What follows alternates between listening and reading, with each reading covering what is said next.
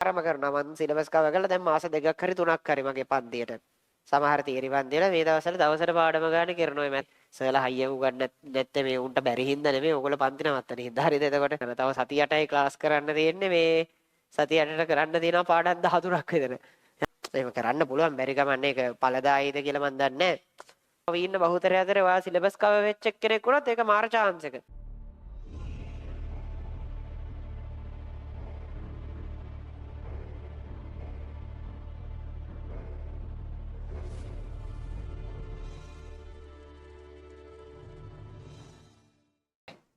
ඔය ඇත්තටම මේ ෆස්ට් අය කට්ටිය අර මං හැම සතියෙම කියනවා වගේ මේ ඊතුරු සබ්ජෙක්ට් වලත් ඔය සිලබස් කවර් වෙලා නැත්තම් දැන් ඉස්කෝලේ යන්න ඕනේ නැහැ නේ. හරිද? ඉස්කෝලේ නිවාඩු දාලා හරි මේ සතියක් කරන් සති දෙකක් වගේ දාලා සියලු සිලබස් කවර් කරගන්න වගේ try කරන්න. හරිද? මං දැන් මං ඔය කලිනුත් ඔය ස්පෝර්ට්ස් එහෙම කර කර හිටපු ළමයෙක් මේ ඊට සති දෙක තුනකට ඉහතදී මාසෙකට විතර කලින් රෙකෝඩින් ටික ඉල්ලගත්ත ඔක්කොම පාඩම් වල මේ මාසයක් ඉස්කෝලේ නිවාඩු දැම්මා. මම හිතන්නේ ෆිසික්ස් වලින් 170ක් විතර බල්ලි ඉවර කරගත්තා. හරිද? එහෙම කරන්න පුළුවන් බැරි ගමන්නේ ඒක ඵලදායීද කියලා මන් දන්නේ නැහැ. මේ අමාරුයි නේද ඒත් අර කරගන්න පුළුවන් අර ස්පෝර්ට්ස් කර කර හිටියට නිකම්ම හිටියේ නෑනේ පොඩ්ඩක්. බලලා තියෙනවනේ කලිනුත් දේවල්. අර ඒ වගේ ඔයත් පුළුවන් නම් නිකන් සති දෙකක් හව තුනක් වෙන් කරලා දැන් හිතන්නවාට කෙමිස්ට්‍රි වල පාඩම් 5ක් විතර 4ක් 5ක් ඉතුරුයි කියලා. වා සති තුනක් වගේ වෙන් කරගෙන කාගේ හරි රෙකෝඩින්ග්ස් ටික බයි කරලා නැත්නම් ඔයා හොයාගන්නත් තියෙන ඕන තරම් ටෙලිග්‍රෑම් එකේ. හරිද? කාගේ හරි රෙකෝඩින්ග්ස් ටික අරගෙන මේ සති තුනෙන් විතර බල්ලි ඉවරයක් කරලා දාගන්න. හරිද? අර එහෙම මේ මාසය ඇතුළත නිකන් සිලබස් කවර් කරගන්න වගේ ප්ලෑන් කරගන්න. පැහැදිලිද? සබ්ජෙක්ට් තුනෙන් මේ මාසය ඇතුළත සිලබස් කවර් කරගන්න ප්ලෑන් කරගන්න. මොකද සර්ලා හිර වෙලා ඉන්නේ සෑහෙන. හරිද? දැන් අපි පෞද්ගලිකව දන්නවා සර්ලා හිර වෙලා ඉන්නේ සිලබස් කවර් කරගන්න බැරුව. සෑහෙන හිර වෙලා ඉන්නේ. එතකොට අර සෙකන්ඩ් ෂයි කට්ටියට විශේෂයෙන් ෆස්ට් ෂයි එකෙන් එන කම්පිටිෂන් එක අඩු වෙනවා ඕකෙ හින්දා. හරිද? සෙකන්ඩ් ෂයි ළමයින්ට ෆස්ට් ෂයි ළමයින්ගේ එන කම්පිටිෂන් එක සෑහෙන අඩු වෙනවා. මොකද බහුතරය සිලබස් කවර් වෙලා නැහැ. ඒ ලෙවල් කල්යයි අරකයි මේකයි එක බල බල ඉන්නවා මිසක් සිලබස් කවර් වෙන පාටක් නැහැ. දැන් සමහර සර්ලා දවසට පාඩම ගන්න උගන්වනවා. හරිද? ඒක තියරි පන්ති වල. හරිද? රිවිෂන් කතා වෙනයිනේ. සමහර තියරි පන්ති වල මේ දවස්වල දවසට පාඩම ගන්න කරනවා. මේ මැත්ස් පන්ති එහෙම තියෙනවා. මේ මම දැක්කා මේ අද එක පාඩමක් කරනවා ඊළඟ දවසේ තව පාඩමක් කරනවා ඊට පස්සේ තව පාඩමක් කරනවා. ඇයි පාඩම් බර ගණක් ඉතුරුයි නිකන් අර තව සති 8යි ක්ලාස් කරන්න තියෙන්නේ මේ සති 8ට කරන්න තියෙනවා පාඩම් 13ක් විතර. එතකොට වැඩේ ඉවරයිනේ කතා කරලා වැඩක් නැහැ නේ. අර එහෙම තත්ත්වයක ඉන්න ගොඩාක් පන්ති. හරිද? එතකොට ඒ ඇස්සේ එහෙම සිලබස් කවර් නොවි හිර වෙන බහුතරය අතරේ ඔයාට පුළුවන් නම් සිලබස් කවර් වෙච්ච මිනිහෙක් වෙන්න. එතනම වාගේ රිසල්ට් එක අනිත් කට්ටියට වඩා උඩ එනවනේ. හරිද? මොකද ඔයාට අර එහෙම මෙහෙන් හරි අමුණ ගන්න පුළුවන් නේ. අර අන්තිම කාලේ ස්ට්‍රෙස් එකක් නැති වෙනවනේ.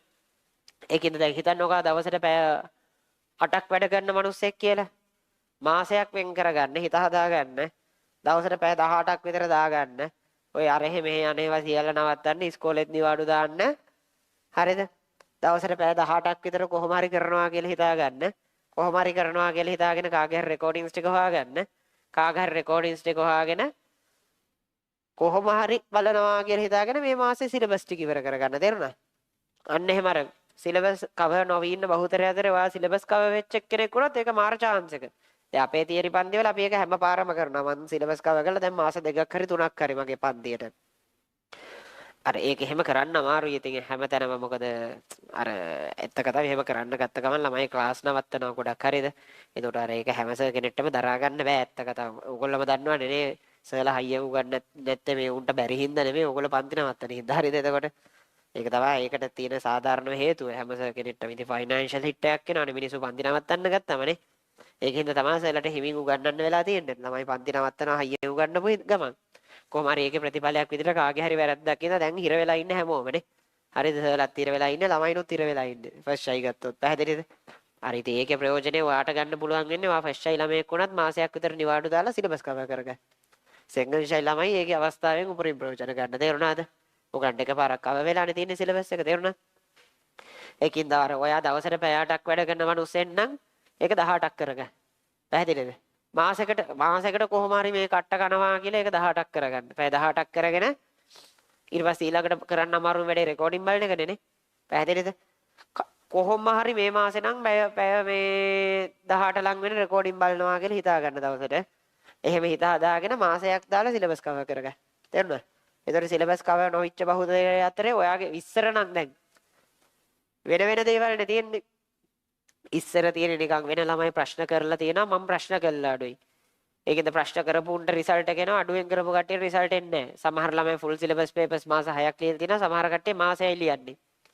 ඒතර මාස 6ක් ෆුල් සිලබස් පේපර් එක කරපු ළමයාට රිසල්ට් එක එනවා වැඩි. තේරුණාද අපි ඒකනේ ෆුල් සිලබස් පේපර්ස් පටන් ගත්ත විභාගෙට මාස 5ක් විතර තියලා. හැබැයි මේ පාර තියෙන්නේ ඊට වඩා හරි සරල දෙයක්. මේ පාර ඉන්නේ සිලබස් කවර් කරපු නැති ළමයිනුයි කරපු ළමයිනුයි තේරුණාද? මේ පාර විභාගේ කට ළඟ තියලා තමයි සිලබස් කවර් වෙන්නේ. එතකොට මේ පාර විභාගය ගත්තොත් මේ පාර විභාගයට සෙට් වෙන්නේ කවුද? සිලබස් කවර් කරපු ළමයිනුයි නැති ළමයිනුයි. වෙනද එච්චර වැඩේ සරල නැහැ. එතකොට ඔයා සිලබස් කවර් කර ගැනීමම ඔයාගේ රිසල්ට් එක හොඳ රිසල්ට් එකක් වෙන්න ප්‍රමාණවත්. පැහැදිලිද? ඒකින්ද මේ මාසයක් දාගන්න පැය 18ක් කොහොම හරි දවසට වැඩ කරනවා කියලා හිතාගන්න රෙකෝඩින් ටික එකතු කරගන්න. රෙකෝඩින් ටික ඩවුන්ලෝඩ් කරගන්න. නැත්නම් අර ඒක ඩවුන්ලෝඩ් කරන්න කියලා සෝෂල් මීඩියා ගියාම ඊට පස්සේ එතෙන් වෙලා ඉන්නවා. හරිද? රෙකෝඩින් ටික ඩවුන්ලෝඩ් කරගන්න, ලස්සනට පැක් කරගන්න, කන්න බොන්න ඕන නම් ගෙනල්ලා තියාගන්න. ඉතුරු ඩිස්ට්‍රැක්ෂන්ස් ඔක්කොම පැත්තකින් තියලා එක දිගට බලාගෙන යන්න. තේරුණාද? පැහැදිලිද? හා. එහෙම කළා මාසෙකින් වැඩ අවසන් කරගන්න ප්ලෑන් කරන්න. ඒකයි මම කිව්වේ මාත් ධාරා විද්‍යුතේ රෙකෝඩින් ටික හැම දෙන්නම් කියලා.